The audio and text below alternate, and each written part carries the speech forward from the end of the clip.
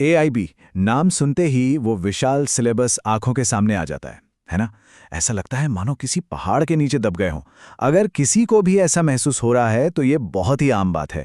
इस सेशन में हम सिर्फ कड़ी मेहनत की नहीं बल्कि उस स्मार्ट स्ट्रैटेजी की बात करेंगे जिससे ये एग्जाम आसानी से पास किया जा सकता है। चलिए शुरू करते हैं।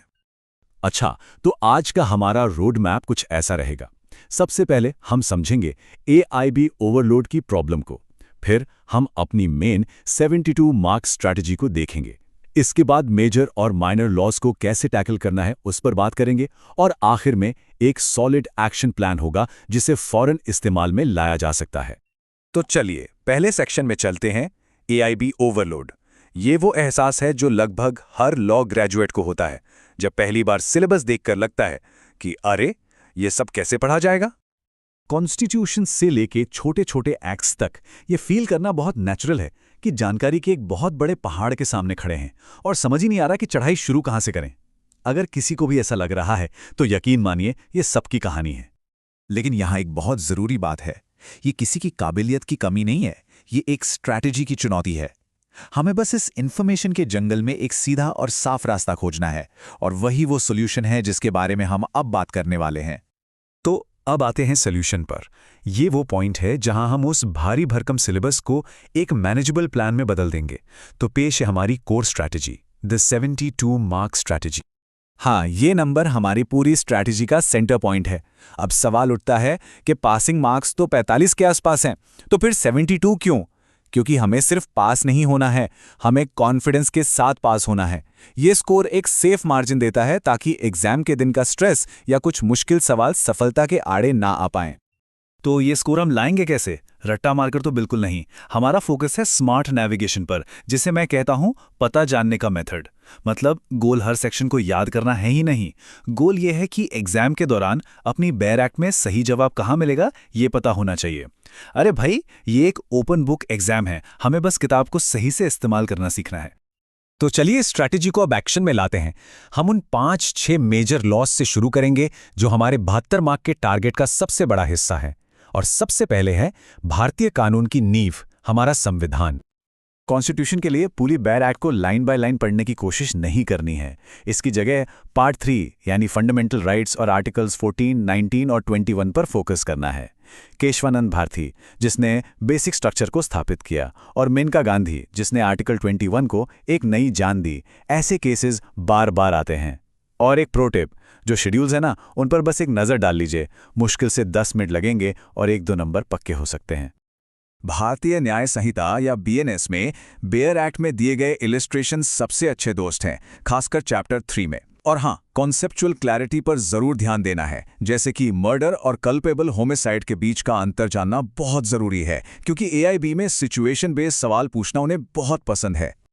बीएनएस पुराने आईपीसी से कुछ जरूरी बदलाव लाता है। इसमें सबसे मेन है कम्युनिटी सर्विस जैसे नए कॉन्सेप्ट्स को समझना, और ये याद रखना कि सज़ा अब 5 की जगह 6 तरह की है। हर फाइन को याद रखने की कोई ज़रूरत नहीं है, बस इतना पता होना चाहिए कि उन्हें ज़्यादातर बढ़ाया गया है। बीएनएसएस के लिए पता जानने वाला मेथड सबसे ज़्यादा काम आता है। इसके इंडेक्स को अच्छी तरह से देख लीजिए ताकि एग्जाम में एफआईआर या बेल जैसे टॉपिक्स पर सीधे सही सेक्शन पर पहुंचा जा सके। याद कुछ नहीं करना है, बस खोजना आना चाहिए। सिविल प्रोसीजर कोड यानी सीपीसी अक्सर डरावना लगता है, लेकिन इसे जुरिस्डिक्शन और रेस जुडिकाटा यानी एक ही मामले को दोबारा ना सुनना जैसी बेसिक कॉन्सेप्ट्स में तोड़कर आसान बनाया जा सकता है। और एक प्रो टिप, हर ऑर्डर को रटने की जरूरत नहीं है, बस ये पता होना चाहिए कि कौन सा ऑर्डर किस बारे में है, जैसे टेम्पररी इंजंक्शन कहाँ मिलेगा या अपील्स के लिए कहाँ देखना है। एविडेंस एक्ट में एडमिशन और कन्फेशन सबसे ज़्यादा इंपॉर्टेंट टॉपिक्स हैं। यहां से सवाल आने की पूरी संभावना है। साथ ही इलेक्ट्रॉनिक एविडेंस जैसे जो नए अमेंडमेंट्स हैं उन पर खास ध्यान देना है, क्योंकि ये एक बहुत बड़ा बदलाव है। अच्छा, तो हमने मेजर लॉज तो कवर कर लिए हैं। अब चलिए कुछ क्विक विन्स पर बात करते हैं। ये वो छोटे कानून हैं जहां थोड़ा सा टाइम लगाकर ज़्यादा मार्क्स बटोरे जा सकते हैं। मिसाल के तौर पर लॉ ऑफ टोर्ट्स को लेते हैं। इसमें सैकड़ों केसेस जानने की जरूरत नहीं है, बस इन 3 तरह की लायबिलिटीज को समझना है: विकेरियस, स्ट्रिक्ट और एब्सोल्यूट लायबिलिटी। हर एक के लिए बस एक लैंडमार्क केस का नाम याद रख लिया, जैसे स्ट्रिक्ट लायबिलिटी के लिए रायलेंस वर्सेस फ्लेचर, और बस काम हो गया। यही सेम तरीका इन दूसरे माइनर लॉज पर भी लागू होता है। फैमिली लॉ में मैरिज, डिवोर्स और मेंटेनेंस जैसे मेन टॉपिक्स पर ध्यान दें। पीआईएल के लिए बस ये समझना है कि लोकस स्टैंडी का मतलब क्या है। एडमिन लॉ के लिए नेचुरल जस्टिस के प्रिंसिपल्स पर फोकस करें, मतलब यहां गहराई ज्यादा जरूरी है, चौड़ाई नहीं। ठीक है, तो हमने स्ट्रैटेजी और सब्जेक्ट्स पर बात कर ली है। अब इन सबको अपने फाइनल सेक्शन में एक साथ लाते हैं, हमारा फाइनल एक्शन प्लान। ये 3 दिन का प्लान पूरी तैयारी को एकदम सॉलिड और अचीवेबल बना देता है। ये एक साफ रोड मैप है कि अपने टाइम को सबसे इफेक्टिव तरीके से कैसे इस्तेमाल किया जाए। पहले दिन मेजर लॉज, दूसरे दिन माइनर लॉज और तीसरे दिन सिर्फ रिवीजन।